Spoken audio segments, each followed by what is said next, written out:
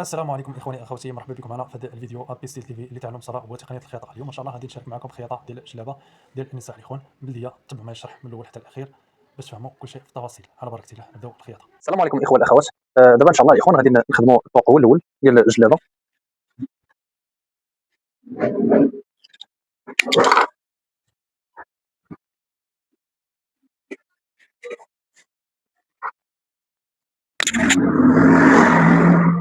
هذا الكابل هذا راه ضروري كنبخروه قبل ما نخدموا به الاخوان. كنخدموا في الظهر ديال الثوب ماشي في الوجه، وكناخذ غير نص سنتيم نص سنتيم فقط، ما كنفوتهاش بهذا الشكل هذا لانه عندي سفيفه رقيقه الاخوان.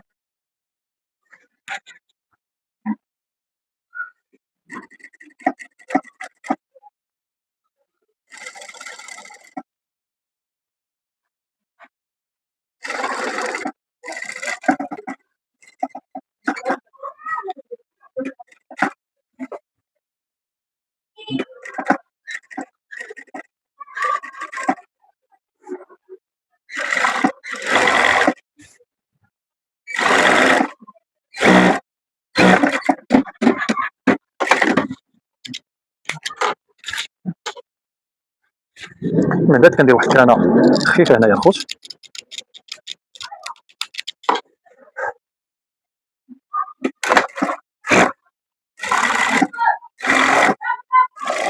وتنخيطوه بهذا الشكل هذا.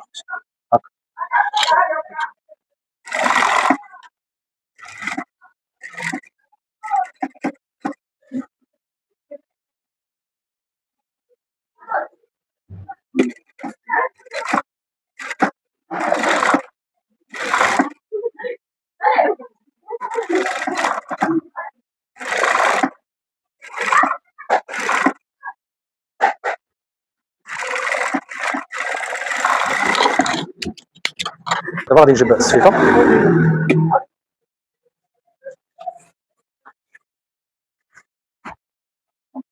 ونحطوها في الجنب ديال الكابل، وكنمشي في الجنب ديال الكابل الخوت.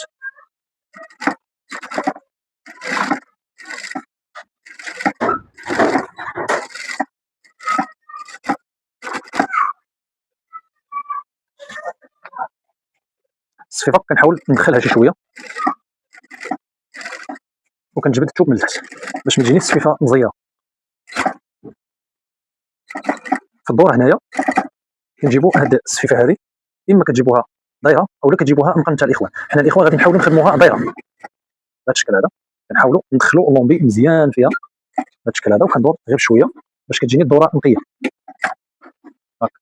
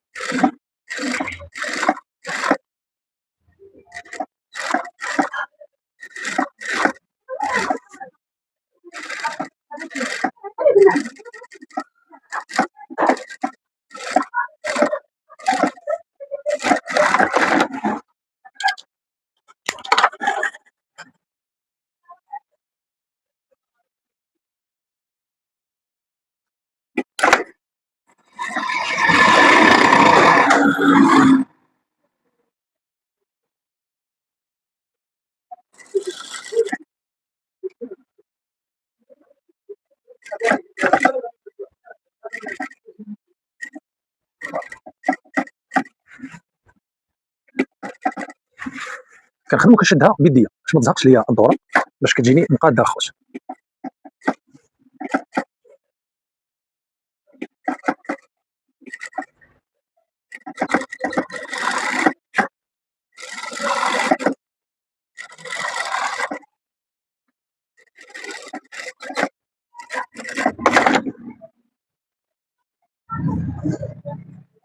غادي نعملو كابلي في الجنب ديال السلسله.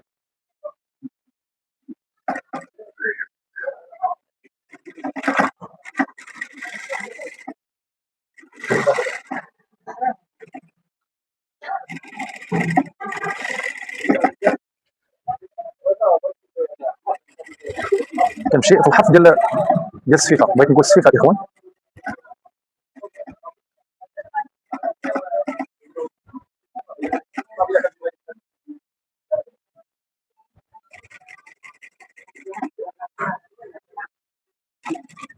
الطويق